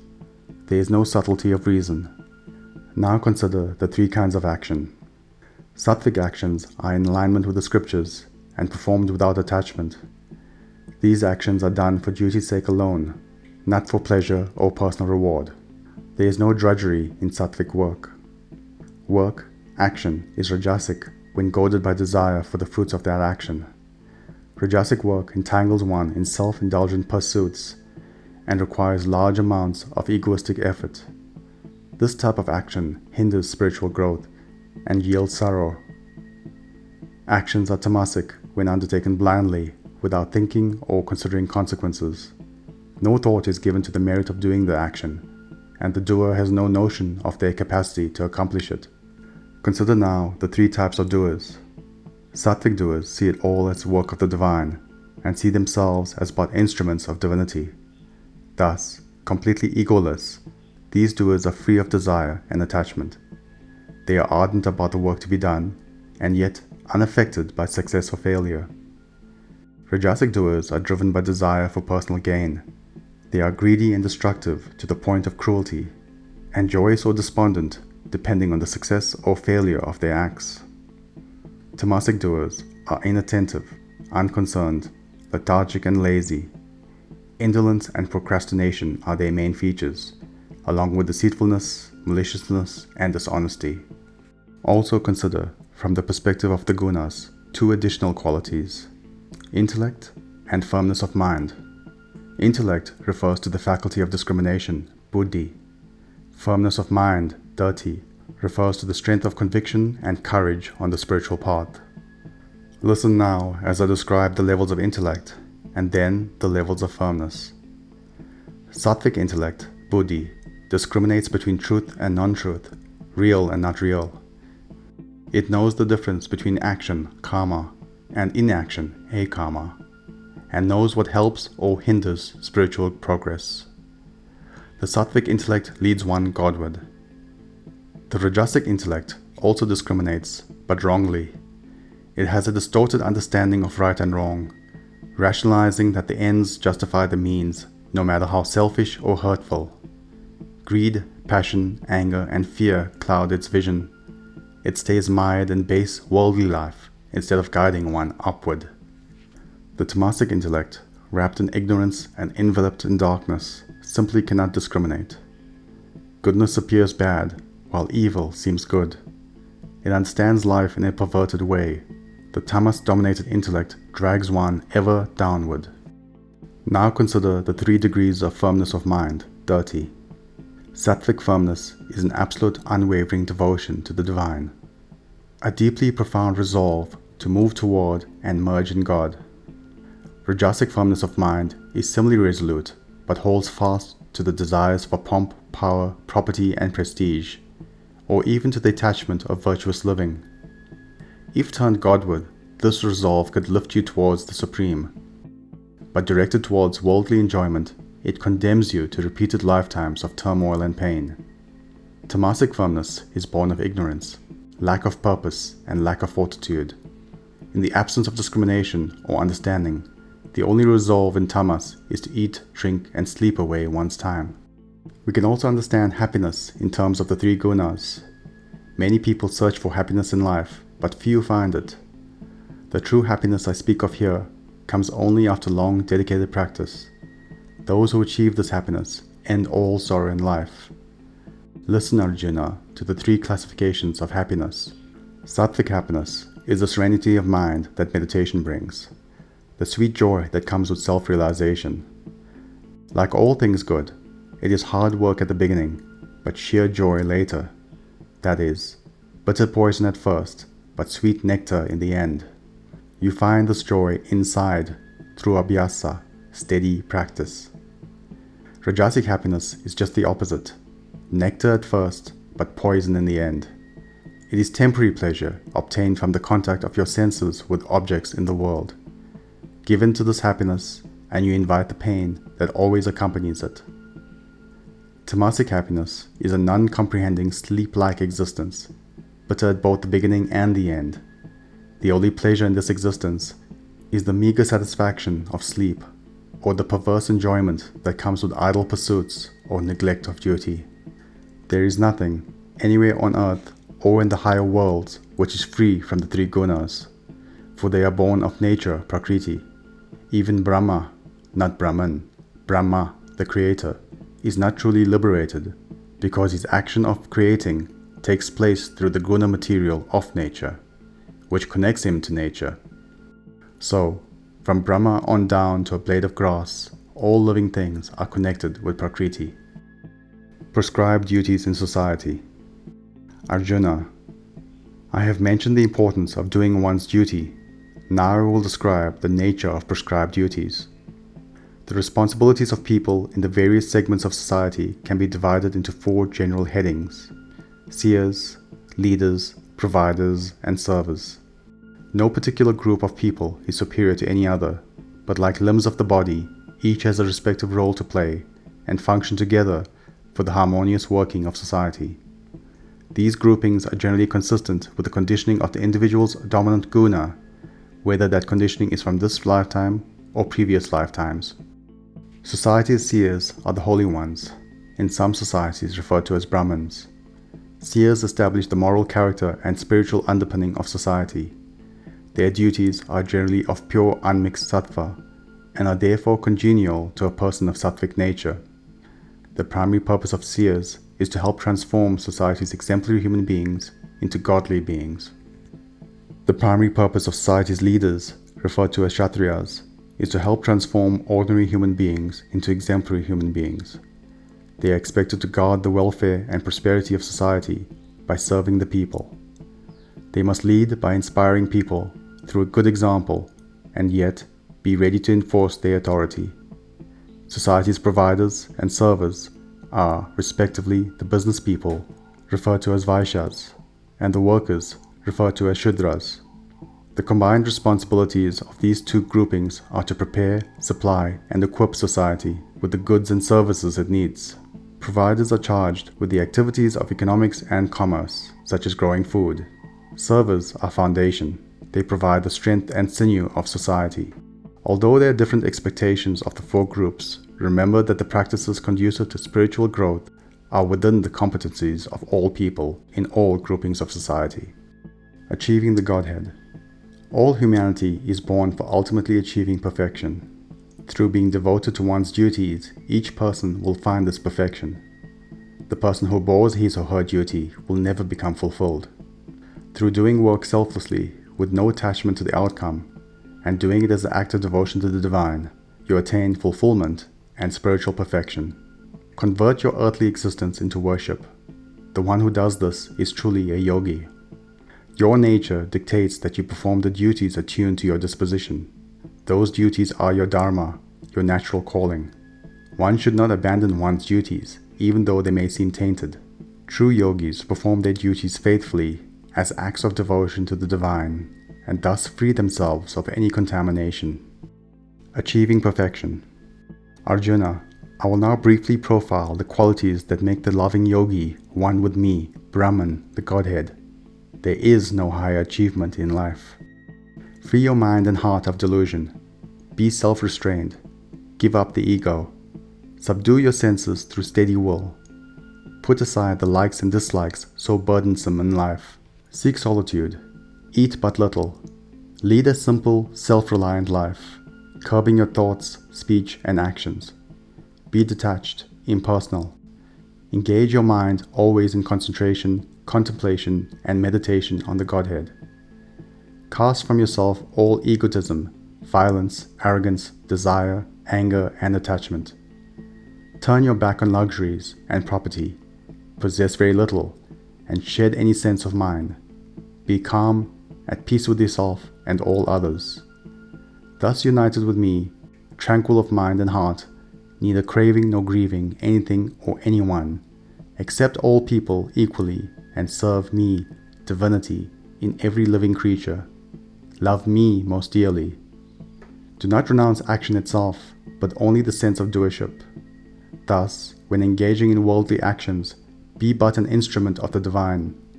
Mentally cast every thought and act onto me. I know, Arjuna, that you are a good devotee and beloved friend. But if you in your egoism do not heed my words, you are lost. If in your vanity you think, I will not fight, that misguided resolve will be in vain, for your own nature will drive you to do it. You can do no greater harm than to fail to follow your inner truth. You have been nurtured in the duties of a warrior leader. Your aptitude, disposition, and temperament are such that you must oppose wrongdoing in the world. Following one's nature is the only way to work out one's karma. Seek refuge only in the divine, beloved friend. Always remember the illustrious truth that you have neither existence nor individuality independent of God. Attune your whole life to this truth. Those who do not come fully to me continue to bring agitation and a stressful life upon themselves. I have now taught you the secret of secrets. Reflect upon this fully, Arjuna. Inquire deeply into these teachings, and then act as you choose. Now only listen once more to this most profound secret, the highest of all truths. I tell you this for your everlasting benefit, because you are so very dear to me. Fix your mind on me. Give me your whole heart. Revere me always and bow before me only. Make me your very own. By these acts you shall discover me and come to me. This divine love is both the means for reaching me and the ultimate goal of all human existence. Taking refuge in me means that you give up the idea that you are the doer. Then it is as though all your acts are performed by divinity itself, for its sake alone, with no concern about whether the acts are dharmic or adharmic. When you are acting as God, for God, it is impossible to do something adharmic. Our impromptu seminar on the principles governing humanity's spiritual development has come to an end, dear warrior. You must not tell the sacred truth to anyone who is not devoted, nor to anyone who speaks ill of me, nor to anyone who does not care to listen. But those who love me and teach these profound secrets to those who are already listening will definitely come to me. No one renders a higher service to me than this, and no one on earth is dearer to me. Those who, although not given to teaching others, study the sacred dialogue, are also directly revering me. And even those who simply listen to these words, with faith and acceptance, are liberated from the misfortunes of life and attain the happier worlds. You have been attentive, Arjuna, but have you grasped and understood this teaching? What now of your delusions and ignorance? Arjuna replied, My Lord, my delusion has fled. By your grace the light has dawned, my doubts are gone, and I stand before you, ready to do your will. Thank you for watching so far. I hope you enjoyed. If you did, please hit the like button. If you're new here, please subscribe. This will ensure that more people can find this resource. Click the notification button so that you can be the first to know about new uploads. And please do comment below. I'll do my best to reply to any questions. Thank you.